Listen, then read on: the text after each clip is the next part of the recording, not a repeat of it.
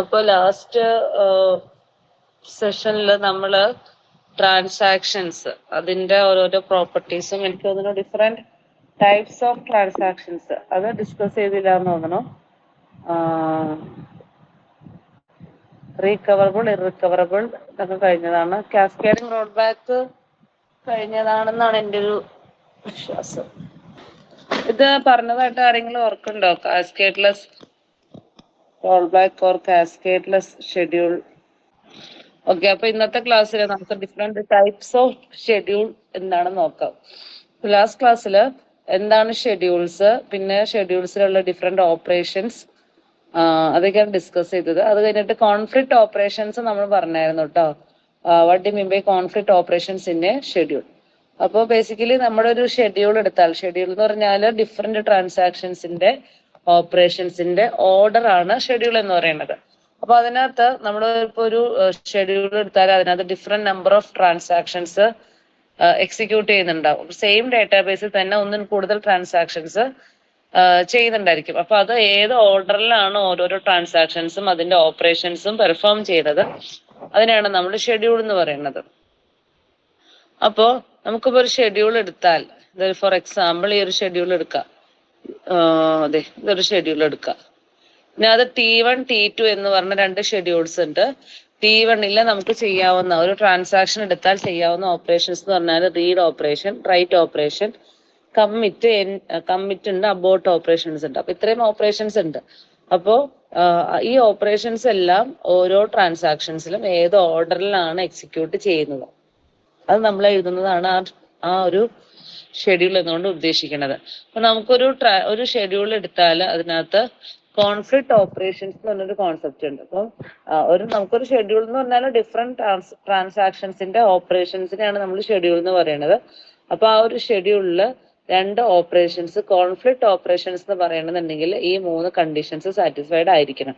Okay, അതായത് ഒരു schedule എടുക്കുക. ഒരു ഷെഡ്യൂൾ എന്ന് പറഞ്ഞാൽ അതിനകത്ത് T1 T2 T3 etcetera up to Tn വരെയുള്ള ഡിഫറെന്റ് ട്രാൻസാക്ഷൻസ് എക്സിക്യൂട്ട് ചെയ്യുന്നുണ്ട്. അപ്പോൾ ഓരോ ട്രാൻസാക്ഷൻസും ഇന്റർലീവ്ഡ് മാനറിലാണ് എക്സിക്യൂട്ട് ചെയ്യുന്നത്. ട്രാൻസാക്ഷൻസ് ഫസ്റ്റ് ട്രാൻസാക്ഷനിൽ കുറച്ച് ഓപ്പറേഷൻസ് എക്സിക്യൂട്ട് ചെയ്തിട്ട് ഇന്റർലീവ് ചെയ്ത് അടുത്ത ട്രാൻസാക്ഷനിലേക്ക് പോകും. അതിലെ കുറച്ച് ഓപ്പറേഷൻസ് പെർഫോം ചെയ്തിട്ട് വീണ്ടും അടുത്ത ട്രാൻസാക്ഷനിലേക്ക് അങ്ങനെ സ്വിച്ച് ചെയ്ത് പോവുകയാണ്. അപ്പോൾ ആ സെറ്റ് ഓഫ് ഓപ്പറേഷൻസിൽ we can say two operations are set to be conflict operations എന്ന് പറയണമെന്നുണ്ടെങ്കിൽ ഈ മൂന്ന് കണ്ടീഷൻസ് സാറ്റിസ്ഫൈഡ് ആയിരിക്കണം. അപ്പൊ അത് ഏതാന്ന് വെച്ചാൽ ബിലോങ് ടു ഡിഫറെന്റ് ട്രാൻസാക്ഷൻസ് ആയിരിക്കണം, സെയിം ഡേറ്റാബേസ് ഐറ്റത്തിന് ആക്സസ് ചെയ്യുന്ന ഓപ്പറേഷൻ ആയിരിക്കണം, അതുപോലെ തന്നെ at least one operation is a write ഓപ്പറേഷൻസും ആയിരിക്കണം. അപ്പോൾ ഇതൊരു എക്സാമ്പിൾ നോക്കാം. ഈ ഒരു എക്സാമ്പിളിൽ ഷെഡ്യൂൾ എടുക്കുകയാണ്. ഈ ഒരു ഷെഡ്യൂളിൽ T1 T2 എന്ന് പറഞ്ഞ രണ്ട് ട്രാൻസാക്ഷൻസ് ഉണ്ട്. T1 read item of X equal to X minus N. Again switch to read item of X equal to X plus M mean T2. പിന്നെ T1 മാറിയിട്ട് write item of X read item of Y. പിന്നെ again T2 write item of X. പിന്നെ again T1 Y equal to Y plus N write item of Y. അപ്പൊ ഇതിനകത്ത് ഇതൊരു ഷെഡ്യൂളാണ്. ഈ ഷെഡ്യൂളിൽ conflict operations ഏതൊക്കെയാണെന്ന് ചോദിച്ചു കഴിഞ്ഞാൽ നമുക്ക് എങ്ങനെ എഴുതാം? കോൺഫ്ലിക്റ്റ് ഓപ്പറേഷൻസിന്റെ കണ്ടീഷൻസ് നോക്കുക. കണ്ടീഷൻസ് എന്ന് പറഞ്ഞാൽ രണ്ട് ഓപ്പറേഷൻസ് കോൺഫ്ലിക്റ്റ് ആണെന്ന് പറയണമെന്നുണ്ടെങ്കിൽ ആ ഓപ്പറേഷൻസ് ഡിഫറെന്റ് ട്രാൻസാക്ഷൻസിലായിരിക്കണം, സെയിം ഡേറ്റാബേസ് ഐറ്റത്തിലുള്ള ട്രാൻസാക്ഷൻ ആയിരിക്കണം, അറ്റ്ലീസ്റ്റ് ഓരോ ഓപ്പറേഷനുകളും റൈറ്റ് ഓപ്പറേഷനും ആയിരിക്കണം. അപ്പൊ നമ്മൾ നോക്കുക T1 T2 എന്ന് പറഞ്ഞ ഷെഡ്യൂളിൽ ഏതൊക്കെയാണ് കോൺഫ്ലിക്റ്റ് ഓപ്പറേഷൻസ് എന്നുള്ളത്. അപ്പൊ അതിനകത്ത് T1 ഫസ്റ്റ് എക്സിക്യൂട്ട് ചെയ്യുന്ന operation read item of X ആണ്. റീഡ് ഓപ്പറേഷൻ ആണ് പെർഫോം ചെയ്യുന്നത്. അപ്പൊ റീഡ് ഐറ്റം ഓഫ് എക്സ് എന്ന് പറഞ്ഞ ആ ഒരു ഓപ്പറേഷന്റെ കോൺഫ്ലിക്റ്റ് ഓപ്പറേഷൻസ് നമ്മൾ എവിടെയാണ് നോക്കേണ്ടത്? T1 നോക്കരുത്, T2 നോക്കണം. Okay, T2 read item of എക്സിന് കോൺഫ്ലിക്റ്റ് ആയിട്ടുള്ള ഓപ്പറേഷൻ ഏതാണെന്ന് നോക്കുക. കോൺഫ്ലിക്റ്റ് ഓപ്പറേഷൻസ് നോക്കണമെന്നുണ്ടെങ്കിൽ ആ ട്രാൻസാക്ഷന് തന്നെയുള്ള ഓപ്പറേഷൻ എല്ലാം നോക്കേണ്ട, അപ്പുറത്തെ ട്രാൻസാക്ഷൻ വേറെ ട്രാൻസാക്ഷൻസ് കുറെ ഉണ്ടെന്നുണ്ടെങ്കിൽ read item of X T1 read item of എക്സിന്റെ കോൺഫ്ലിക്റ്റ് ഓപ്പറേഷൻ ഏതാണെന്ന് വെച്ചാൽ നമ്മൾ T1 നോക്കരുത്, ബാക്കിയുള്ള ട്രാൻസാക്ഷൻസിൽ നോക്കുക. ട്രാൻസാക്ഷൻസിൽ നോക്കിയിട്ട് അറ്റ്ലീസ്റ്റ് ഒരു ഓപ്പറേഷൻ റൈറ്റ് ആയിരിക്കണതോ അല്ലെങ്കിൽ സെയിം ഡേറ്റാബേസ് ഐറ്റത്തിലുള്ള ഓപ്പറേഷൻ ആണെന്നുണ്ടെങ്കിൽ അത് കോൺഫ്ലിക്റ്റ് ഓപ്പറേഷൻസ് ആണ്. അപ്പോൾ റീഡ് ഐറ്റം ഓഫ് എക്സ് അതിനെ നമ്മൾ ഡിനോട്ട് ചെയ്യുന്നത് R1 ഓഫ് എക്സ് എന്നാണ് നമ്മൾ ഷെഡ്യൂളിലുള്ളതിന് ഡിനോട്ട് ചെയ്യുന്നത്. കാരണം T1 താഴെ റീഡ് ഐറ്റം ഓഫ് എക്സ് എന്നാണ് എഴുതിയേക്കുന്നത്. അപ്പൊ ആ റീഡ് ഐറ്റം ഓഫ് എക്സിന് നമുക്ക് ഷോർട്ട് ഹാൻഡ് ആയിട്ട് എങ്ങനെ എഴുതാം? R1 ഓഫ് എക്സ് എന്ന് എഴുതാം. അപ്പൊ R1 ഓഫ് എക്സ് എന്ന് പറഞ്ഞാൽ read operation for the database element X in the transaction T1. അതാണ് അതിന്റെ മീനിങ്. അപ്പൊ അതിന്റെ കോൺഫ്ലിക്റ്റ് പറയുമ്പോഴത്തേക്ക് നമ്മൾ എന്ത് ചെയ്യുക? ബാക്കി ട്രാൻസാക്ഷൻസിൽ നോക്കുക. അപ്പോൾ W2 ഓഫ് എക്സ്, അതിലേക്ക് റൈറ്റ് ഐറ്റം ഓഫ് എക്സ് എന്താണ്? അതിന്റെ കോൺഫ്ലിക്റ്റാ. കാരണം റീഡ് ഓപ്പറേഷനും റൈറ്റ് ഓപ്പറേഷനും ആണ്, സെയിം ഡേറ്റാബേസ് ആയിട്ടാണ്, ഡിഫറെന്റ് ട്രാൻസാക്ഷനും ആണ്. ഓക്കെ. അതുപോലെ തന്നെ അടുത്ത കോൺഫ്ലിക്റ്റ് ഓപ്പറേഷൻസ്, നമുക്കൊരു ഷെഡ്യൂൾ കിട്ടിക്കഴിഞ്ഞാൽ അതിനകത്തുള്ള ഡിഫറെന്റ് കോൺഫ്ലിക്റ്റ് ഓപ്പറേഷൻസ് നമ്മൾ ഐഡന്റിഫൈ ചെയ്യാം. അപ്പൊ again T1 read item of X കഴിഞ്ഞാൽ പിന്നെ നമ്മൾ ഒരു ഓർഡറിൽ അത് കോൺഫ്ലിക്റ്റ് ഓപ്പറേഷൻസ് ഏതൊക്കെയാന്നുള്ളത് ഐഡന്റിഫൈ ചെയ്യാം. അപ്പൊ T2 read item of X ആണ് പിന്നെ എക്സിക്യൂട്ട് ചെയ്യേണ്ടത്. അപ്പൊ അതിന്റെ കോൺഫ്ലിക്റ്റ് ആയിട്ട് വരുന്ന ഓപ്പറേഷൻ എവിടെ നോക്കണം? T1 ഏതാന്ന് നോക്കണം, താഴത്തേക്ക്. ഓക്കെ, ടൈം നോക്കിയിട്ട് താഴത്തേക്ക് നോക്കാം. അപ്പൊ T2 റീഡ് ഐറ്റം ഓഫ് എക്സിന്റെ കോൺഫ്ലിക്റ്റ് ഓപ്പറേഷൻ എന്ന് പറയുന്നത് T1 write item of X ആണ്. Okay, T2 read item of X എന്ന് പറഞ്ഞ ആ ഒരു ഓപ്പറേഷന്റെ കോൺഫ്ലിക്റ്റ് ആയിട്ട് വരാവുന്ന ഓപ്പറേഷൻ എന്ന് പറയുന്നത് write item of X conflict ഓപ്പറേഷനാണ്. കാരണം ഒരെണ്ണം റീഡ് ഒരെണ്ണം റൈറ്റ് ആണ്, സെയിം ഡാറ്റാബേസ് ഐറ്റം എക്സ് ആണ്, അറ്റ്ലീസ്റ്റ് ഒരു ഓപ്പറേഷൻ റൈറ്റ് ആയിട്ടാണ്. പക്ഷെ T2 റീഡ് ഐറ്റം ഓഫ് എക്സിന് കോൺഫ്ലിക്റ്റ് ആയിട്ട് നമുക്ക് right item of Y T1 എഴുതാൻ പറ്റില്ല. കാരണം അത് ഡിഫറെന്റ് ഡാറ്റാബേസ് ഐറ്റത്തിലുള്ള ഓപ്പറേഷൻസ് ആണ്. അതുകൊണ്ട് നമുക്ക് അതിന് കോൺഫ്ലിക്റ്റ് ഓപ്പറേഷൻ എന്ന് പറയാൻ പറ്റില്ല. അപ്പോൾ നമ്മൾ ഈ പറഞ്ഞ കോൺഫ്ലിക്റ്റ് ഓപ്പറേഷൻസിനെ ഐഡന്റിഫൈ ചെയ്യുന്നത് എന്തിനാന്ന് വെച്ചാൽ ഇനി വരുന്ന സെഷനിൽ നമുക്ക് സീരിയലൈസബിലിറ്റി അല്ലെങ്കിൽ പല പല ആവശ്യങ്ങളുണ്ട്. അപ്പൊ ആദ്യമേ തന്നെ നമ്മൾ ഷെഡ്യൂളിൽ കോൺഫ്ലിക്റ്റ് ഓപ്പറേഷൻസ് ഏതൊക്കെയാന്നുള്ളത് ഈ ഒരു 3 റൂൾ യൂസ് ചെയ്തിട്ട് അതിനെ ഐഡന്റിഫൈ ചെയ്യാം. അപ്പൊ നോൺ കോൺഫ്ലിക്റ്റ് ഓപ്പറേഷൻസ് എന്ന് പറഞ്ഞത് നോക്കാം, R1 ഓഫ് എക്സും R2 ഓഫ് എക്സും നോൺ കോൺഫ്ലിക്റ്റിംഗ് ആണ്. കാരണം R1 ഓഫ് എക്സും R2 ഓഫ് എക്സ് എന്ന് പറയുമ്പോഴത്തേക്കും ഡിഫറെന്റ് ഡാറ്റ, ഡിഫറെന്റ് ഓപ്പറേഷൻസും ആണ്, ഡിഫറെന്റ് ട്രാൻസാക്ഷൻ ആണ്, പിന്നെന്താണ് സെയിം ഡേറ്റാബേസ് ഐറ്റം ആണ്. അതുപോലെ തന്നെ അറ്റ്ലീസ്റ്റ് ഒരെണ്ണം നമ്മുടെ എന്താണ് ഇതില്ല, ഏതാ റൈറ്റ് ഓപ്പറേഷൻ ഇല്ല, അതുകൊണ്ട് അത് നോൺ കോൺഫ്ലിക്റ്റ് ആണ്. സിമിലർലി W2 ഓഫ് എക്സും W1 ഓഫ് വൈയും നോൺ കോൺഫ്ലിക്റ്റിംഗ് ഓപ്പറേഷൻസ് ആണ്. കാരണം രണ്ടും ഡിഫറെന്റ് ഡേറ്റാബേസ് ആയിട്ടാണ്, ഒന്ന് എക്സ് ഒന്ന് വൈ ആണ്. അപ്പൊ ആ രീതിയിൽ നമ്മൾ കോൺഫ്ലിക്റ്റിംഗ് ഓപ്പറേഷൻസും നോൺ കോൺഫ്ലിക്റ്റിംഗ് ഓപ്പറേഷൻസും ഐഡന്റിഫൈ ചെയ്യാം. ഇനി നമ്മൾ changing the order of conflict operations, അത് നമ്മളിപ്പോ ഒരു ഷെഡ്യൂൾ എടുത്തിട്ട് അതിനകത്തുള്ള ഡിഫറെന്റ് കോൺഫ്ലിക്റ്റ് ഓപ്പറേഷൻസിനെ ഐഡന്റിഫൈ ചെയ്തു. ഓക്കെ, ഇനി ഈ രണ്ട് കോൺഫ്ലിക്റ്റ് ഓപ്പറേഷൻസിന്റെ ഓർഡർ ചേഞ്ച് ചെയ്ത് കഴിഞ്ഞാൽ നമുക്ക് എന്തായിരിക്കും? ഡിഫറെന്റ് റിസൾട്ട് ആയിരിക്കും കിട്ടുന്നത്. അതായത് നമ്മളിപ്പം R1 ഓഫ് എക്സും W2 ഓഫ് എക്സ് എന്ന് പറഞ്ഞാൽ രണ്ട് ഓപ്പറേഷൻ കോൺഫ്ലിക്റ്റ് ആണ് ഐഡന്റിഫൈ ചെയ്തു. അപ്പൊ കോൺഫ്ലിക്റ്റിംഗ് ഓപ്പറേഷൻസിന്റെ ഓർഡർ ചേഞ്ച് ചെയ്ത് കഴിഞ്ഞാൽ നമുക്ക് ആ ഒരു ട്രാൻസാക്ഷന്റെ ഔട്ട്പുട്ട് എന്ന് പറയുന്നത് ഡിഫറെന്റ് ആയിരിക്കും. അപ്പൊ നമ്മൾ ശരിക്കും പറഞ്ഞാൽ ഇതിപ്പോൾ കോൺഫ്ലിക്റ്റ് ഓപ്പറേഷൻസ് ഐഡന്റിഫൈ ചെയ്യണത് എന്തിനാന്ന് വെച്ചാല് നമ്മുടെ ട്രാൻസാക്ഷൻ അല്ലെങ്കിൽ ഷെഡ്യൂളിലുള്ള ഓരോ ട്രാൻസാക്ഷൻസും കറക്റ്റ് ആയിട്ടാണോ എക്സിക്യൂട്ട് ചെയ്യുന്നത്, അല്ലെങ്കിൽ അതിന്റെ ഫൈനൽ ഔട്ട്പുട്ട് ഓക്കെ ആണോ, അതിനെ ഡിറ്റർമിൻ ചെയ്യാൻ വേണ്ടിയിട്ടാണ് നമ്മൾ ഈ പറഞ്ഞ കോൺഫ്ലിക്റ്റ് ഓപ്പറേഷൻസിനെ ഐഡന്റിഫൈ ചെയ്യുന്നത്. അപ്പൊ എപ്പോഴും ഒരു ഷെഡ്യൂൾ കിട്ടിക്കഴിഞ്ഞാൽ ആ ഒരു ഷെഡ്യൂളിലെ കോൺഫ്ലിക്റ്റിംഗ് ഓപ്പറേഷൻസ് നമുക്ക് കിട്ടിക്കഴിഞ്ഞാൽ അതിന്റെ ഓർഡർ ചേഞ്ച് ചെയ്യുക. അതായത് R1 of X W2 of X, അപ്പൊ അത് രണ്ടും കോൺഫ്ലിക്റ്റ് ഓപ്പറേഷൻസ് ആണ്. അതിന്റെ ഓർഡർ എന്ന് പറഞ്ഞാൽ ആദ്യം റീഡ് ചെയ്തിട്ടാണ് റൈറ്റ് ചെയ്യണത്. R1 ഓഫ് എക്സ് കഴിഞ്ഞിട്ടാണ് W2 ഓഫ് എക്സ് ചെയ്യുന്നത്. അപ്പൊ അതിന്റെ ഓർഡർ ചേഞ്ച് ചെയ്യുക. ഓർഡർ ചേഞ്ച് ചെയ്യാന്ന് പറഞ്ഞാൽ റൈറ്റ് ചെയ്തിട്ട് റീഡ് ഓപ്പറേഷൻ പെർഫോം ചെയ്ത് കഴിഞ്ഞാൽ ആ ട്രാൻസാക്ഷനിൽ നമുക്ക് കിട്ടുന്ന രണ്ട് ട്രാൻസാക്ഷൻ, അതായത് ഓർഡർ ചേഞ്ച് ചെയ്ത് കഴിയുമ്പോഴും അല്ലാത്തപ്പോഴും കിട്ടുന്ന റിസൾട്ട് എന്ന് പറയുന്നത് ഡിഫറെന്റ് ആണ്. ഓക്കെ, അപ്പൊ ഒരിക്കലും നമുക്ക് എന്താണ് ഈ പറഞ്ഞ കോൺഫ്ലിക്റ്റ് ഓപ്പറേഷൻസിന്റെ ഓർഡർ ചേഞ്ച് ചെയ്യാൻ പാടില്ല. അതുപോലെ തന്നെ വേറൊരു ഇതാണ് W1 ഓഫ് എക്സും W2 ഓഫ് എക്സും. അപ്പൊ ഇതിനു മുമ്പ് കണ്ട ഷെഡ്യൂളിലുള്ള കോൺഫ്ലിക്റ്റിംഗ് ഓപ്പറേഷൻസ് ആണ് ഇത്. അപ്പൊ W1 ഓഫ് എക്സും W2 ഓഫ് എക്സ് എന്ന് പറഞ്ഞാൽ അതിന്റെ ഓർഡർ എന്ന് പറഞ്ഞാൽ T1 റൈറ്റ് ചെയ്തിട്ട് T2 വീണ്ടും റൈറ്റ് ചെയ്യുക, അതാണ് അതിന്റെ ഓർഡർ. അപ്പൊ ആ പറഞ്ഞ കോൺഫ്ലിക്റ്റിംഗ് ഓപ്പറേഷൻസിന്റെ ഓർഡർ നമ്മൾ ചേഞ്ച് ചെയ്യാന്ന് വിചാരിച്ചോ, ആദ്യം W2 ഓഫ് എക്സ് കഴിഞ്ഞിട്ടാണ് W1 ഓഫ് എക്സ് പെർഫോം ചെയ്യണമെന്നുണ്ടെങ്കിൽ നമുക്ക് എന്തായിരിക്കും? റിസൾട്ട് ഡിഫറെന്റ് ആയിരിക്കും. കാരണം അതിന്റെ ഓർഡർ ചേഞ്ച് ചെയ്തപ്പം ആ ഒരു ഡാറ്റാബേസ് ഐറ്റത്തിൽ പെർഫോം ചെയ്യുന്ന റിസൾട്ട് അല്ലെങ്കിൽ അതിന്റെ ഓപ്പറേഷൻ റിസൾട്ട് ഡിഫറെന്റ് ആണ്. അപ്പൊ നമുക്ക് എന്താണ്, നമുക്ക് ഈ പറഞ്ഞ നമ്മുടെ ഷെഡ്യൂളിലുള്ള ട്രാൻസാക്ഷൻസിന്റെ ഓപ്പറേഷൻസ് നമ്മൾ ഇന്റർലീവ് ചെയ്ത് പോകുമ്പോൾ കോൺഫ്ലിക്റ്റ് ഓപ്പറേഷൻസ് ഉണ്ടെന്നുണ്ടെങ്കിൽ അതിന്റെ ഓർഡറിന് കൺസേൺ ഉണ്ട്. കോൺഫ്ലിക്റ്റ് ഓപ്പറേഷൻസിന്റെ ഓർഡർ ചേഞ്ച് ചെയ്ത് കഴിഞ്ഞാൽ നമുക്ക് ഡിഫറെന്റ് റിസൾട്ട് ആയിരിക്കും കിട്ടുന്നത്. ഓക്കെ, അതാണ് പറഞ്ഞത്. നമ്മളിപ്പോ ഇതിപ്പോ കോൺഫ്ലിക്റ്റ് ഓപ്പറേഷൻസ് പറയാൻ കാരണം നമുക്കൊരു ഡാറ്റാബേസ് സിസ്റ്റം ഉണ്ടെന്നുണ്ടെങ്കിൽ അതിനകത്ത് എപ്പോഴും സെയിം ട്രാൻസാക്ഷൻ അല്ല എക്സിക്യൂട്ട് ചെയ്യണത്. ഒരു ട്രാൻസാക്ഷൻ എക്സിക്യൂട്ട് ചെയ്തിട്ട് അത് സ്വിച്ച് ചെയ്തിട്ട് വേറെ ഒരെണ്ണം എക്സിക്യൂട്ട് ചെയ്യും, അത് സ്വിച്ച് ചെയ്തിട്ട് വേറെ എക്സിക്യൂട്ട് ചെയ്യും. കാരണം മൾട്ടിപ്പിൾ യൂസേഴ്സ് സെയിം ടൈമിൽ ഡാറ്റാബേസ് ഐറ്റം ആക്സസ് ചെയ്യുന്നുണ്ട്. അപ്പൊ ഈ സ്വിച്ചിങ് അല്ലെങ്കിൽ ആ ഇന്റർലീവിങ് പ്രോപ്പർലി കൺട്രോൾഡ് വേയിലല്ല എന്നുണ്ടെങ്കിൽ നമ്മുടെ ട്രാൻസാക്ഷന്റെ റിസൾട്ട് ഡിഫറെന്റ് ആയിരിക്കും. അപ്പൊ അത് എൻഷുർ ചെയ്യാൻ വേണ്ടിയിട്ടാണ് നമ്മൾ ഈ പറഞ്ഞ കോൺഫ്ലിക്റ്റ് ഓപ്പറേഷൻസും അതിന്റെ ഓർഡറിലും നമ്മൾ ഇമ്പോർട്ടൻസ് കൊടുക്കുന്നത്. അപ്പൊ ഇങ്ങനെ ഇന്റർലീവ് ചെയ്യുമ്പം കോൺഫ്ലിക്റ്റ് ഓപ്പറേഷൻസ്, അപ്പൊ ഏത് ഡാറ്റാബേസ് ആണെന്നുണ്ടെങ്കിൽ അതിനകത്ത് കുറെ ട്രാൻസാക്ഷൻസ് റീഡ് ഓപ്പറേഷൻ വരും, റൈറ്റ് ഓപ്പറേഷൻസ് ഒക്കെ വരും. അപ്പൊ അത് ഒരു പ്രോപ്പർ കൺട്രോൾഡ് വേയില് അതിന് ഇന്റർലീവ് ചെയ്തില്ലെങ്കിൽ നമുക്ക് ഡാറ്റാബേസ് സിസ്റ്റത്തിൽ നിന്ന് കിട്ടുന്ന ഫൈനൽ റിസൾട്ട് അല്ലെങ്കിൽ റിസൾട്ട് എന്ന് പറഞ്ഞാൽ എന്തായിരിക്കും? ഇൻകറക്റ്റ് ആയിട്ടുള്ള ഒരു ഔട്ട്പുട്ട് ആയിരിക്കും നമുക്ക് കിട്ടുന്നത്. അപ്പൊ അതിന് വേണ്ടിയിട്ട് നമ്മുടെ ഡാറ്റാബേസ് സിസ്റ്റത്തിൽ ഒരു proper concurrency control manager module ഉണ്ട്. ഏത് ഡാറ്റാബേസ് എടുത്താലും അത് പ്രോപ്പർലി മാനേജ് ചെയ്യാനുള്ള ഒരു മൊഡ്യൂൾ തന്നെ ഉണ്ട്. അപ്പൊ അത് എൻഷുർ ചെയ്യണം നമ്മുടെ ഡാറ്റാബേസിലുള്ള ട്രാൻസാക്ഷൻസ് എല്ലാം ഒരു പ്രോപ്പർ വേയിലാണ് പോണേന്നുള്ളത്. ഓക്കെ, അപ്പൊ അതിനകത്തേക്ക് എത്താനുള്ള പ്രോട്ടോകോൾസിലേക്കൊക്കെ പറയാൻ വേണ്ടിയിട്ടാണ് നമ്മൾ ഈ പറഞ്ഞ കോൺഫ്ലിക്റ്റ് ഓപ്പറേഷൻസും അതിന്റെ ഓർഡറും നമ്മൾ എന്താണെന്ന് ഡിസ്കസ് ചെയ്തത്. ഓക്കെ, ഇനി next one is characterizing schedule based on recoverability. അപ്പൊ നമുക്ക് ഡിഫറെന്റ് ടൈപ്പ് ഓഫ് ഷെഡ്യൂൾസ് ആണ് നമ്മൾ പറയാൻ പോണത്. ബേസ്ഡ് ഓൺ റീകവറബിലിറ്റിയുടെ ബേസിസിൽ ഷെഡ്യൂൾസിനെ നമുക്ക് ക്യാരക്ടറൈസ് ചെയ്യാം. ഓക്കെ, അപ്പൊ ഇതിനകത്ത് പറഞ്ഞിരിക്കുന്നത് റീകവറബിൾ ഷെഡ്യൂൾ എന്ന് പറഞ്ഞാൽ നോക്കുക, ഇതിനകത്ത് രണ്ട് ട്രാൻസാക്ഷൻസ് ഉണ്ട്, T and T dash.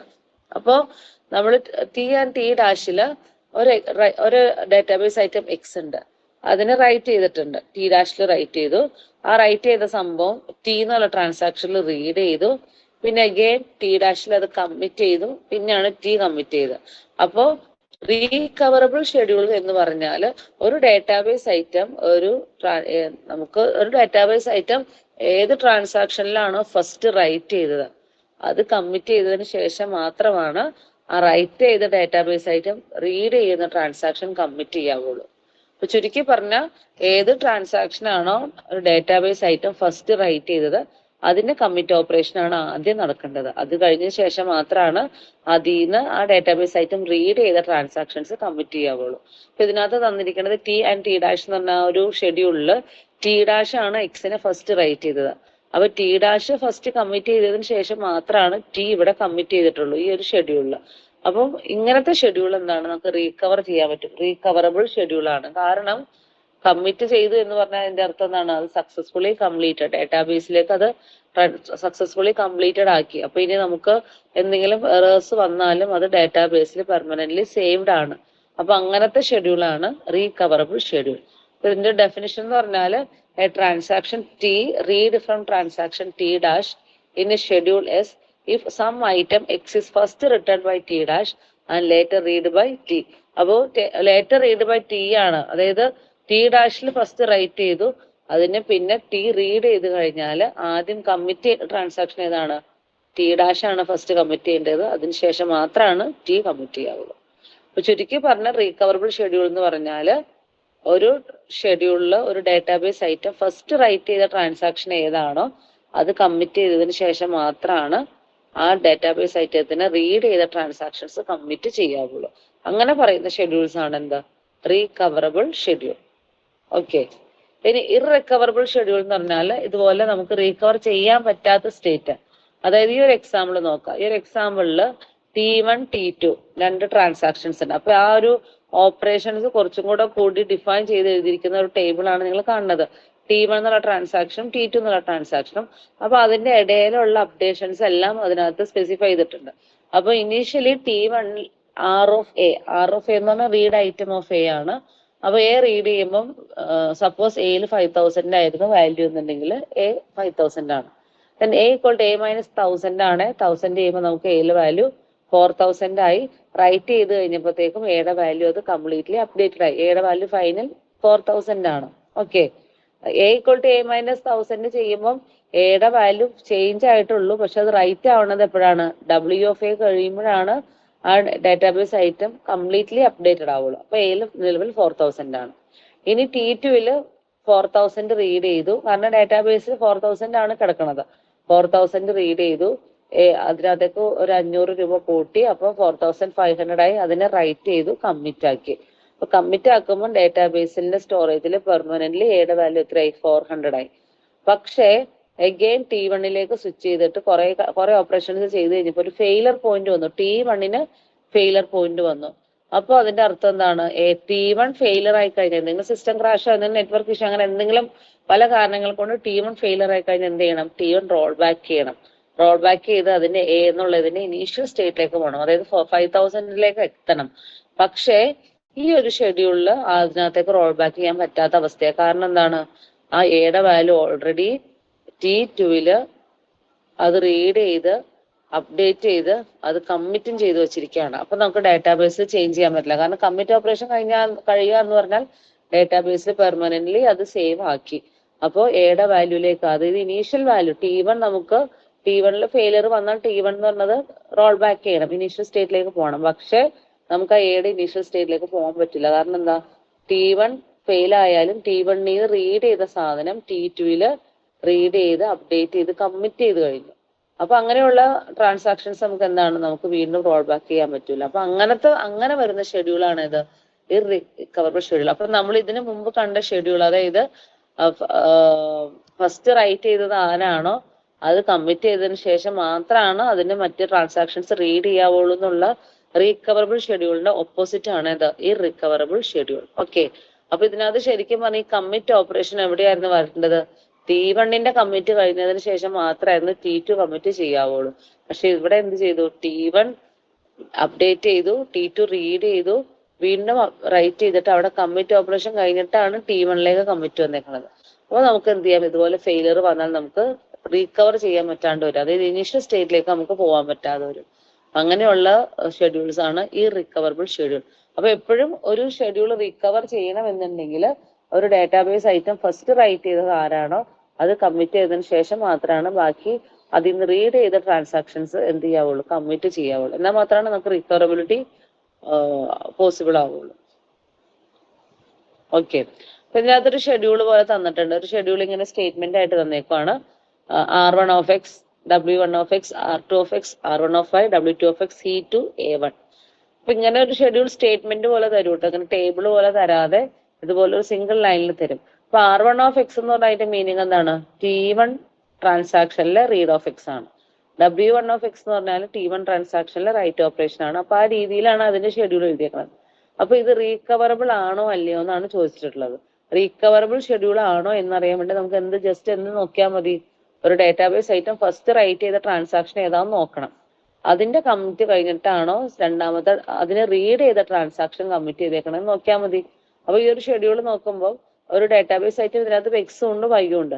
എക്സിനെ first right ചെയ്ത ട്രാൻസാക്ഷൻ W1 ആണ്, T1 ആണ്. അപ്പൊ T1 കമ്മിറ്റ് ആണോ ആ ഒരു ഷെഡ്യൂൾ ആദ്യം വന്നേക്കണേന്ന് നോക്കാം. അല്ല, C2 ആണ് ആദ്യം കമ്മിറ്റ് ചെയ്തേക്കണത്. C1 കമ്മിറ്റ് ചെയ്തിട്ട് പോലുമില്ല, A1 ആണ്, അബോട്ട് ആണ്. അപ്പൊ അതെന്താണ്? റീകവറബിൾ ഷെഡ്യൂൾ അല്ല. അപ്പൊ ഇത് ജസ്റ്റ് ആ ഒരു കോൺസെപ്റ്റിൽ നോക്കിയാൽ മതി. ഷെഡ്യൂൾ റീകവറബിൾ ആണോ അല്ലയോ എന്ന് അറിയാൻ വേണ്ടി നമ്മുടെ ഷെഡ്യൂൾ എടുക്കുക. ആ ഷെഡ്യൂളിൽ ഒരു ഡാറ്റാബേസ് ആയിട്ട് ഫസ്റ്റ് റൈറ്റ് ചെയ്ത ട്രാൻസാക്ഷൻ ഏതാന്ന് നോക്കുക. അതിന്റെ കമ്മിറ്റ് ആണ് ആദ്യം ഫസ്റ്റ് ആദ്യം നമ്മുടെ ഷെഡ്യൂളിൽ ഉള്ളതെന്ന് നോക്കാം. ഇതിനകത്ത് ഫസ്റ്റ് റൈറ്റ് ചെയ്തേക്കുന്നത് W1 of x ആണ്. ഷെഡ്യൂളിൽ ഫസ്റ്റ് ടൈം ബീയിങ് ആണ്, ടൈം അനുസരിച്ചാണ് ഈ ഓർഡർ എഴുതിയേക്കുന്നത്. അപ്പൊ എക്സ് എന്നുള്ള ഡാറ്റാബേസ് ഐറ്റത്തിന് ഫസ്റ്റ് റൈറ്റ് ചെയ്തത് W1 ആണ്. അപ്പൊ W1 എന്ന് പറഞ്ഞാൽ T1 കമ്മിറ്റ് ആണ് ഫസ്റ്റ് വരേണ്ടത്. C1 കഴിഞ്ഞിട്ടായിരുന്നു C2 വരേണ്ടത്. പക്ഷെ ഇതിനകത്ത് C1 എന്നുള്ള ഒരു സംഭവമേ ഇല്ല. അപ്പൊ അതുകൊണ്ട് റീകവറബിൾ അല്ല. It is not recoverable schedule. Okay, അപ്പൊ ഇത് എങ്ങനെ ആക്കണമായിരുന്നു? ഈ രീതിയിൽ ആക്കി കഴിഞ്ഞാൽ ഇപ്പൊ കാണുന്ന ആ ഒരു ഷെഡ്യൂൾ ഉണ്ടല്ലോ, അതുപോലെ ആക്കി കഴിഞ്ഞാൽ നമ്മൾക്ക് മേളിൽ തന്ന ഷെഡ്യൂള് റീകവറബിൾ ആക്കാൻ പറ്റും. കാരണം R1 of x, W1 of x, R2 of x, R1 of y അങ്ങനെ രീതിയിൽ ഷെഡ്യൂൾ തന്നിട്ടുണ്ട്. അപ്പൊ എക്സിനെ ഫസ്റ്റ് റൈറ്റ് ചെയ്തത് W1 ആണ്, അതായത് T1. അപ്പൊ ആ ഷെഡ്യൂൾ നോക്കുക. T1 ആണ് ഫസ്റ്റ് കമ്മിറ്റ് ചെയ്തേക്കുന്നത്. C1 എന്ന് പറഞ്ഞാൽ T1 കമ്മിറ്റ്. അത് കഴിഞ്ഞിട്ടാണ് C2 കമ്മിറ്റ് ചെയ്തേക്കുന്നത്. അപ്പോൾ ഇത് റീകവറബിൾ ഷെഡ്യൂളായി. അപ്പൊ ഈ രീതിയിലാണ് നമുക്ക് ടെസ്റ്റിംഗ് ഫോർ റീകവറബിലിറ്റി നോക്കുന്നത്. ചിലപ്പോൾ എക്സാമിനൊക്കെ ചോദിക്കാറുണ്ട് കേട്ടോ, how can we test the recoverability of a schedule. ഒരു ഷെഡ്യൂൾ തന്നിട്ട് അത് റീകവറബിൾ ആണോ അല്ലയോ എന്നുള്ളത് നോക്കാം. ഇനി ഇത് നോക്കാം, അടുത്ത ഷെഡ്യൂളാണ് കാസ്കേഡിംഗ് റോൾ ബാക്ക് ഷെഡ്യൂൾ. അപ്പോൾ കാസ്കേഡിംഗ് റോൾ ബാക്ക് ഷെഡ്യൂൾ നമുക്ക് ചില റീകവറബിൾ ഷെഡ്യൂളിൽ വരാവുന്ന ഒരു കേസാണ്. Okay, where an uncommitted transaction has to be rolled back because it read an item from a transaction that failed. അതായത് ഒരു ട്രാൻസാക്ഷൻ ഫെയിൽ ആയി കഴിഞ്ഞാൽ അതിൽ നിന്ന് റീഡ് ചെയ്തിരിക്കുന്ന വേറെ ട്രാൻസാക്ഷനും എന്ത് ചെയ്യണം, റോൾ ബാക്ക് ചെയ്യണം. അതായത് കാസ്കേഡ് ചെയ്ത് റോൾ ബാക്ക് ചെയ്ത് പോവുക. അപ്പൊ അതായത് ഒരു ട്രാൻസാക്ഷൻ ഫെയിൽ ആയി കഴിഞ്ഞാൽ ആ ട്രാൻസാക്ഷനിൽ നിന്ന് വേറെ ട്രാൻസാക്ഷൻ റീഡ് ചെയ്തിട്ടുണ്ടാവും, അപ്പൊ അതും റോൾ ബാക്ക് ചെയ്യണം. അതിൽ നിന്ന് വേറെ ട്രാൻസാക്ഷൻ റീഡ് ചെയ്തിട്ടുണ്ടാവും, അതും റോൾ ബാക്ക് ചെയ്യണം. അപ്പൊ അങ്ങനത്തെ കേസാണ് എന്ത്, കാസ്കേഡിംഗ് റോൾ ബാക്ക്. അപ്പൊ ഇതിനകത്ത് സെയിം എക്സാമ്പിൾ തന്നിട്ടുണ്ട് കേട്ടോ. ഈ എക്സാമ്പിൾ നോക്കാം, T1 T2 T1's buffer space ഒക്കെ മനസ്സിലാക്കാൻ വേണ്ടിയിട്ടുള്ള സ്റ്റേറ്റ്സ് തന്നേക്കണെയാണ്. ഇപ്പൊ T1ൽ R(a) ചെയ്ത് A=A-100 ചെയ്ത് W(a) ചെയ്തു. പിന്നെ T2ലേക്ക് പോയി R(a) ചെയ്ത് A+500 ചെയ്ത് W(a) ചെയ്തു. അഗൈൻ T1ൽ വന്നു. T1ൽ വന്നപ്പോൾ ഫെയിലിയർ പോയിന്റ് ആണ്, അതായത് എറർ വന്നു. എറർ വരുമ്പോൾ എന്ത് ചെയ്യണം, T1 റോൾ ബാക്ക് ചെയ്യണം. T1 റോൾ ബാക്ക് ചെയ്യുമ്പം എന്താണ് T2 റോൾ ബാക്ക് ചെയ്യണം. കാരണം T1 റൈറ്റ് ചെയ്ത സാധനം T2 റീഡ് ചെയ്തിട്ടുണ്ട്. അപ്പൊ എന്ത് ചെയ്യണം, T1 റോൾ ബാക്ക് ചെയ്താൽ T2 നമുക്ക് റോൾ ബാക്ക് ചെയ്യണം. അപ്പൊ അത് റീകവറബിൾ ആണ്, പക്ഷെ കാസ്കേഡിംഗ് റോൾ ബാക്ക് ആണ്. ഓക്കെ, നമുക്ക് റീകവർ ചെയ്യാൻ പറ്റും, കാരണം കമ്മിറ്റ് ഒന്നും ഒരു സ്ഥലത്തും ചെയ്തിട്ടില്ല. ഫെയിലിയർ പോയിന്റ് വന്നു. കമ്മിറ്റ് ചെയ്യണേക്കാൾ അതായത് T1ൽ നിന്ന് റൈറ്റ് ചെയ്ത സാധനം റീഡ് ചെയ്ത ഒരു ട്രാൻസാക്ഷൻസും കമ്മിറ്റ് ഓപ്പറേഷൻ ചെയ്തിട്ടില്ല. അതുകൊണ്ട് നമുക്കത് റോൾ ബാക്ക് ചെയ്യണം. പക്ഷെ ഒരു ട്രാൻസാക്ഷൻ റോൾ ബാക്ക് ചെയ്താൽ പോരാ, ആ ട്രാൻസാക്ഷനിൽ നിന്ന് റീഡ് ചെയ്ത വേറെ ട്രാൻസാക്ഷൻസും റോൾ ബാക്ക് ചെയ്യണം. പക്ഷെ അത് റീകവറബിൾ ആണ്. അപ്പൊ അങ്ങനെയുള്ള ഷെഡ്യൂളാണ് ഇത് റീകവറബിൾ ഷെഡ്യൂൾ. റീകവറബിൾ അല്ല, റിക്കവറബിൾ വിത്ത് കാസ്കേഡിംഗ് റോൾ ബാക്ക്. അപ്പൊ ഇതിന്റെ ഡെഫിനിഷൻ എന്ന് പറഞ്ഞാൽ, if Tj is reading value updated by Ti and commit of Tj is delayed by till commit of T1, the schedule is called recoverable. അപ്പോൾ കാസ്കേഡിംഗ് റോൾ ബാക്ക് ഷെഡ്യൂളിന്റെ ഡെഫിനിഷൻ എന്താണെന്ന് വെച്ചാൽ, രണ്ട് transactions ഉണ്ട്, Ti-യും Tj-യും. Okay, അപ്പോൾ Ti update ചെയ്ത സാധനം Tj read ചെയ്തു. Okay, അല്ലെങ്കിൽ T1 T2 എന്നുള്ള രണ്ട് ട്രാൻസാക്ഷൻസ്. T1 അപ്ഡേറ്റ് ചെയ്തത് T2 റീഡ് ചെയ്തു. പിന്നെ T2ന്റെ കമ്മിറ്റ് നമ്മൾ എങ്ങോട്ടാ വെച്ചത്, T1 കമ്മിറ്റ് ചെയ്തതിനു ശേഷം മാത്രമാണ് T2ന്റെ കമ്മിറ്റ് വരുന്നത്. അപ്പൊ അങ്ങനെയാണ് എന്നുണ്ടെങ്കിൽ നമുക്ക് അവിടെ എന്ത് പറയാം, കാസ്കേഡിംഗ് റോൾ ബാക്ക് ഷെഡ്യൂൾ എന്ന് പറയാം. അതായത് T1 റൈറ്റ് ചെയ്ത സംഭവം T2 റീഡ് ചെയ്തു.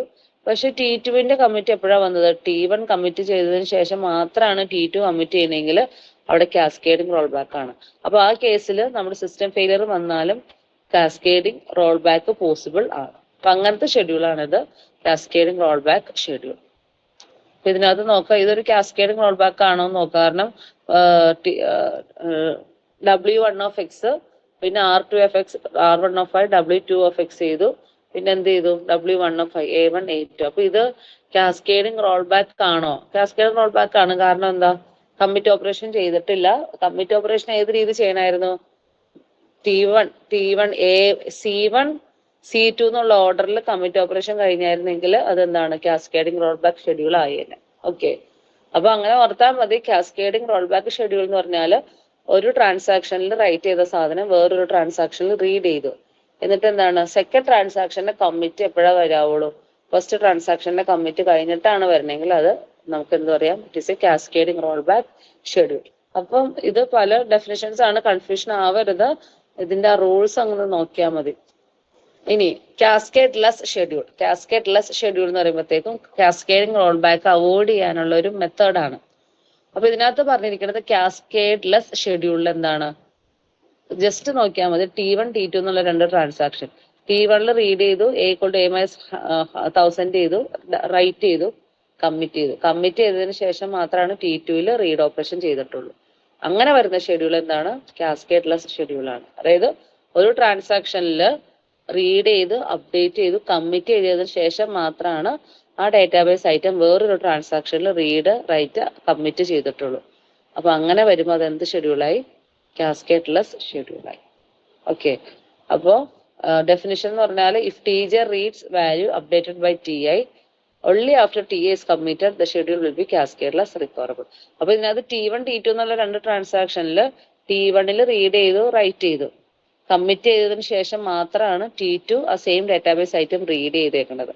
അപ്പോൾ ആ ഒരു കണ്ടീഷൻ സാറ്റിസ്ഫൈ ചെയ്യുന്ന ഷെഡ്യൂൾ എന്താണ്? ഒരു കാസ്കേഡ്ലെസ് ഷെഡ്യൂളാണ്. അപ്പോൾ ഡിഫറെന്റ് ടൈപ്സ് ഓഫ് ഷെഡ്യൂളില് എന്താണ് ഏതൊക്കെയാണ്? Recoverable schedule, irrecoverable schedule, cascading roll back, cascadeless roll back. പിന്നെ ഒരു ലാസ്റ്റ് വൺ, ഫിഫ്ത്ത് വൺ ഉണ്ട് സ്ട്രിക്റ്റ് ഷെഡ്യൂൾ. സ്ട്രിക്റ്റ് ഷെഡ്യൂളിൽ പറയുന്നത് transactions can neither read or write an item until last transaction has committed. അതായത് ഇപ്പൊ നമ്മൾ ഈ പറഞ്ഞ കാസ്കേഡ്ലെസ് ഷെഡ്യൂളിൽ നമുക്ക് പറഞ്ഞിരിക്കുന്ന കണ്ടീഷൻ എന്ന് പറഞ്ഞാൽ T1ൽ കമ്മിറ്റ് ചെയ്തതിന് ശേഷം മാത്രമാണ് T2ൽ റീഡ് ഓപ്പറേഷൻ ചെയ്യാവുള്ളൂ. അതായത് T1ൽ ഒരു ഡാറ്റാബേസ് ഐറ്റം റീഡ് ചെയ്തു റൈറ്റ് ചെയ്തു കമ്മിറ്റ് ചെയ്തു അങ്ങനെയാണെന്നുണ്ടെങ്കിൽ മാത്രം T2 ആ ഡാറ്റാബേസ് ഐറ്റത്തിനെ റീഡ് ചെയ്താൽ അത് കാസ്കേഡ്ലെസ് ആണെന്ന് പറഞ്ഞു. അപ്പൊ അതിന്റെ കുറച്ചും കൂടി സ്ട്രിക്റ്റ് വേരിയേഷൻ ആണ് സ്ട്രിക്റ്റ് ഷെഡ്യൂൾ. അതായത് നമ്മുടെ ട്രാൻസാക്ഷനിൽ നമ്മുടെ രണ്ട് ട്രാൻസാക്ഷൻസ് ഉണ്ട്, T1 ആൻഡ് T2 എന്നുള്ള രണ്ട് ട്രാൻസാക്ഷൻ ഉണ്ടെങ്കിൽ T1ൽ റൈറ്റ് ചെയ്ത ഡാറ്റാബേസ് ഐറ്റം കമ്മിറ്റ് ചെയ്തതിനു ശേഷം മാത്രമാണ് വേറൊരു ട്രാൻസാക്ഷന് അതിനെ റീഡ് ചെയ്യാനോ റൈറ്റ് ചെയ്യാനോ പാടുള്ളൂ. മറ്റേ കാസ്കേഡ്ലെസ് ഷെഡ്യൂളിൽ നമുക്ക് റീഡ് ഓപ്പറേഷന്റെ കഥ മാത്രമേ പറഞ്ഞുള്ളൂ. പക്ഷെ സ്ട്രിക്റ്റ് ഷെഡ്യൂളിൽ എങ്ങനെയാണ്? T1 റൈറ്റ് ചെയ്ത് കമ്മിറ്റ് ചെയ്തതിനു ശേഷം മാത്രമാണ് വേറെ ഏത് ട്രാൻസാക്ഷനും റീഡ് ഓപ്പറേഷനോ റൈറ്റ് ഓപ്പറേഷനോ പെർഫോം ചെയ്യാൻ പറ്റുള്ളൂ. അപ്പൊ അത്രയും സ്ട്രിക്റ്റ് ആക്കി വെച്ചിരിക്കുന്ന ഷെഡ്യൂളാണ് സ്ട്രിക്റ്റ് ഷെഡ്യൂൾ കൊണ്ട് ഉദ്ദേശിക്കുന്നത്. അപ്പം ഇത്രയും ഷെഡ്യൂൾ അല്ലെങ്കിൽ ഡിഫറെന്റ് ടൈപ്പ് ഓഫ് റീകവറബിലിറ്റി നമ്മൾ ഡിസ്കസ് ചെയ്തത് നമ്മുടെ ട്രാൻസാക്ഷൻസിന്റെ കൺകറൻസി കൺട്രോൾ അച്ചീവ് ചെയ്യാൻ വേണ്ടിയിട്ടാണ്. നമ്മുടെ ട്രാൻസാക്ഷൻസ് സെയിം ടൈമിൽ മൾട്ടിപ്പിൾ യൂസേഴ്സ് എക്സിക്യൂട്ട് ചെയ്താലും ആ ഡാറ്റാബേസ് സിസ്റ്റം ഒരു കൺസിസ്റ്റന്റ് വേയിൽ അത് എക്സിക്യൂട്ട് ചെയ്യണം, ഒരു പ്രോപ്പർലി കൺട്രോൾഡ് വേയിൽ അതിന് എക്സിക്യൂട്ട് ചെയ്യണം. അപ്പൊ നമ്മൾ ഈ പറഞ്ഞ എയർലൈൻ റിസർവേഷൻ അല്ലെങ്കിൽ എന്തെങ്കിലും ഒരു ടിക്കറ്റ് ബുക്ക് ചെയ്യുന്ന സിസ്റ്റത്തിൽ ആ ഒരു ഡാറ്റാബേസ് സിസ്റ്റം ഈ ഒരു കൺകറൻസി കൺട്രോൾ മെക്കാനിസം ഫോളോ ചെയ്യുന്നില്ല എന്നുണ്ടെങ്കിൽ ഓരോ യൂസറും കയറി അവിടെ നമ്മൾ എന്തെങ്കിലും ബുക്ക് ചെയ്യാനായിട്ട് നോക്കുമ്പോൾ സീറ്റ് അവൈലബിലിറ്റി നോക്കുമ്പോഴൊക്കെ എന്താണ് ഡിഫറെന്റ് യൂസറിനും ഡിഫറെന്റ് ഡേറ്റ ആയിരിക്കും പ്രൊവൈഡ് ചെയ്യുന്നത്. പ്രോപ്പർ വേയിലല്ല അത് ചെയ്തിട്ടുള്ളെങ്കിൽ. അപ്പോൾ അതിന്റെ അത് അങ്ങനെ കൺട്രോൾ വേയിലാക്കാൻ വേണ്ടിയിട്ടാണ് നമ്മൾ ഈ പറഞ്ഞ ഷെഡ്യൂൾസിലുള്ള ഓരോ ട്രാൻസാക്ഷൻസും ഏതൊക്കെ രീതിയിലാണ് അതിന്റെ ഓർഡർ എങ്ങനെയാണ് കമ്മിറ്റ് ഓപ്പറേഷൻ പെർഫോം ചെയ്യണമെന്നുള്ളത് പറയുന്നത്. അപ്പോൾ ഇതിനകത്ത് 4 ടൈപ്പ് ഓഫ് ഷെഡ്യൂൾസ് ഉണ്ട്. ഏതൊക്കെയാണ്? റീകവറബിലിറ്റിയുടെ ബേസിസിൽ ഏതാണ് റിക്കവറബിൾ ഷെഡ്യൂളും നോൺ റിക്കവറബിൾ ഷെഡ്യൂളും.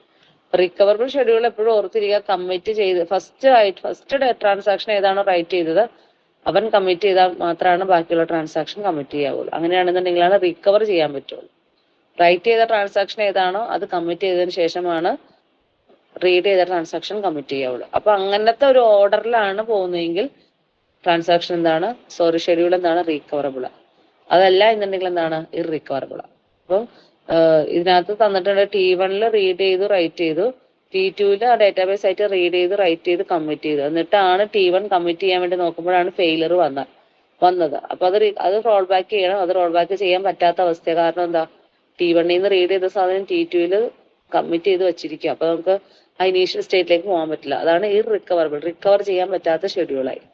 പിന്നെ മൂന്നാമത്തത് കാസ്കേഡിംഗ് റോൾ ബാക്ക് ആണ്. കാസ്കേഡിംഗ് റോൾ ബാക്ക് എന്ന് പറഞ്ഞാൽ ഒരു ട്രാൻസാക്ഷനിൽ നിന്ന് റൈറ്റ് ചെയ്ത സാധനം വേറൊരു ട്രാൻസാക്ഷൻ റീഡ് ചെയ്തു.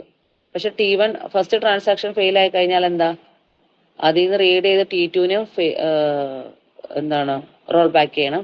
അതിൽ നിന്ന് റീഡ് ചെയ്ത വേറെ ട്രാൻസാക്ഷൻസ് ഉണ്ടെങ്കിൽ അതിനൊക്കെ റോൾ ബാക്ക് ചെയ്യണം. അപ്പൊ അങ്ങനെയുള്ളതാണ് കാസ്കേഡിംഗ് റോൾ ബാക്ക്. പിന്നെ കാസ്കേഡ്ലെസ് റോൾ ബാക്ക് എന്ന് പറഞ്ഞാൽ നമുക്ക് ഈ പറഞ്ഞ കാസ്കേഡിംഗ് റോൾ ബാക്ക് അവോയ്ഡ് ചെയ്യണം എന്നുണ്ടെങ്കിൽ എന്താണ് വേണ്ടത്? ഒരു ട്രാൻസാക്ഷനിൽ ഒരു ഡാറ്റാബേസ് ഐറ്റം റൈറ്റ് ചെയ്താൽ അത് കമ്മിറ്റ് ഓപ്പറേഷൻ കഴിഞ്ഞാൽ മാത്രം T2ൽ വേറെ ട്രാൻസാക്ഷൻ അതിന് റീഡ് ചെയ്യാം. അങ്ങനത്തെ ഒരു ഓർഡറിലാണ് ചെയ്യണമെങ്കിൽ അത് എന്താണ്? കാസ്കേഡ്ലെസ് ഷെഡ്യൂളാണ്. ഏത് ട്രാൻസാക്ഷനാണ് ഡാറ്റാബേസ് ഐറ്റം റൈറ്റ് ചെയ്തത് അതിന്റെ കമ്മിറ്റ് കഴിഞ്ഞതിന് ശേഷമാണ് വേറൊരു ട്രാൻസാക്ഷനിൽ ആ same database item read operation ചെയ്യാൻ പറ്റുള്ളൂ. അപ്പൊ ആ ഒരു ഓർഡറിൽ ചെയ്യുമ്പോൾ അത് കാസ്കേഡ്ലെസ് ഷെഡ്യൂളായി. പിന്നെ അതിന്റെ ഒരു കുറച്ചും കൂടി സ്ട്രിക്റ്റർ വേരിയേഷൻ ആണ് ഇത് സ്ട്രിക്റ്റ് ഷെഡ്യൂൾ. സ്ട്രിക്റ്റ് ഷെഡ്യൂളിൽ പറയുന്നത് ട്രാൻസാക്ഷൻ റൈറ്റ് ചെയ്ത ട്രാൻസാക്ഷൻ കമ്മിറ്റ് ചെയ്തതിനു ശേഷം മാത്രമാണ് വേറൊരു ട്രാൻസാക്ഷൻ റീഡോ റൈറ്റോ പെർഫോം ചെയ്യാൻ പറ്റുള്ളൂ. മറ്റേ കാസ്കേഡ്ലെസ്സിലാണെങ്കിൽ റീഡിനെ മാത്രം പറഞ്ഞിട്ടുള്ളൂ. പക്ഷെ സ്ട്രിക്റ്റിലാകുമ്പോൾ റീഡ് ചെയ്യണമെങ്കിലോ റൈറ്റ് ചെയ്യണമെങ്കിലോ എന്ത് ചെയ്യണം? അത് എവിടെ നിന്നാണോ റീഡ് ചെയ്യണത് ആ ട്രാൻസാക്ഷൻ കമ്മിറ്റ് ഓപ്പറേഷൻ കഴിഞ്ഞതായിരിക്കണം. അല്ലെങ്കിൽ എന്താണ് നമ്മുടെ കറക്റ്റ് ആൻസർ കിട്ടില്ല. പിന്നെ അത് കഴിഞ്ഞിട്ടുള്ള രണ്ടെണ്ണമാണ് serial and non serial schedule കേട്ടോ. സീരിയൽ ഷെഡ്യൂൾ എന്ന് പറഞ്ഞാൽ ജസ്റ്റ് എന്താണ്, നമുക്കറിയാം സീരിയൽ മാനറിൽ എക്സിക്യൂട്ട് ചെയ്യുക. നമ്മുടെ ട്രാൻസാക്ഷൻസ് T1 T2 എന്നുള്ള രണ്ട് ട്രാൻസാക്ഷൻസിന്റെ T1ലെ എല്ലാം ഓപ്പറേഷൻസ് കഴിഞ്ഞിട്ടാണ് T2ന്റെ എക്സിക്യൂട്ട് ചെയ്യുന്നത്. അപ്പൊ ആ ഒരു ഓർഡറിൽ എക്സിക്യൂട്ട് ചെയ്യുന്ന ഷെഡ്യൂൾസ് ആണ് സീരിയൽ ഷെഡ്യൂൾ. അപ്പോൾ ഇത് ഒരു സീരിയൽ ഷെഡ്യൂൾ ആണ്. കാരണം T1ലെ ROA, WFA, RFB കഴിഞ്ഞിട്ടാണ് T2ലേക്ക് സ്വിച്ച് ചെയ്തിട്ട് T2ന്റെ ഓപ്പറേഷൻസ് പെർഫോം ചെയ്യുന്നത്. അപ്പൊ അങ്ങനത്തെ ട്രാൻസാക്ഷൻസ് ആണ് സീരിയൽ ഷെഡ്യൂൾ.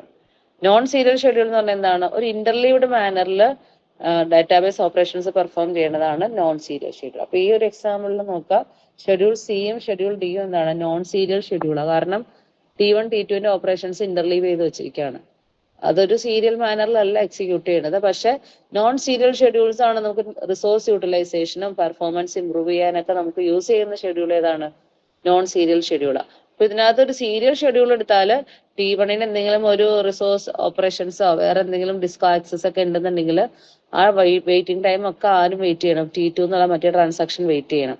പക്ഷെ നോൺ സീരിയൽ ഷെഡ്യൂളാണെങ്കിലോ ഇതുപോലത്തെ എന്തെങ്കിലും വെയിറ്റിംഗ് വരുമ്പോൾ അത് അപ്പം തന്നെ T2ലേക്ക് സ്വിച്ച് ചെയ്തു, T2ന്റെ ചെയ്തു, അതിന്റെ പിന്നെ T1ലേക്ക് സ്വിച്ച് ചെയ്തു. അപ്പൊ ആ മാനറിൽ നമുക്ക് എക്സിക്യൂട്ട് ചെയ്യാമ്പോൾ നമുക്ക് റിസോഴ്സ് യൂട്ടിലൈസേഷൻ ഒക്കെ വളരെ കൂടുതലായിരിക്കും. അപ്പൊ എല്ലാ ഷെഡ്യൂൾസും എല്ലാ ട്രാൻസാക്ഷൻസും മിക്കവാറും എന്താണ്, ഒരു നോൺ സീരിയൽ ഷെഡ്യൂൾ ആണ്. പക്ഷേ ഒരു നോൺ സീരിയൽ ഷെഡ്യൂൾ ആണെന്നുണ്ടെങ്കിലും അതിനെ പ്രോപ്പർ വേയിൽ കൺകറൻസി കൺട്രോൾ മാനേജ് ചെയ്തിട്ടില്ലെങ്കിൽ നമ്മുടെ ഡാറ്റാബേസ് ഒരു ഇൻകൺസിസ്റ്റന്റ് സ്റ്റേറ്റിലേക്ക് പോകും. അപ്പൊ ഇത്രയാണ് ഇന്നത്തെ ക്ലാസ്സിൽ. ബാക്കി സീരിയലൈസബിലിറ്റി അതിന്റെ പ്രോബ്ലം, ഇതിനകത്ത് കുറച്ച് പ്രോബ്ലംസ് ആണ് കേട്ടോ ഉള്ളത് ഇനിയുള്ളത്. അത് മിക്കവാറും ചോദിക്കാറുള്ള ക്വസ്റ്റ്യൻ ആണ്, സീരിയലൈസബിലിറ്റി ചെക്ക് ചെയ്യാനുള്ള ക്വസ്റ്റ്യൻ. അപ്പൊ അത്രയും കഴിയുമ്പോഴത്തേക്കും നമ്മുടെ 4th മൊഡ്യൂളിന്റെ ഒരു പോർഷൻ കഴിയും. പിന്നെ ഉള്ളത് ലോഗ് ബേസ്ഡ് പ്രോട്ടോകോൾസ് ആണ്.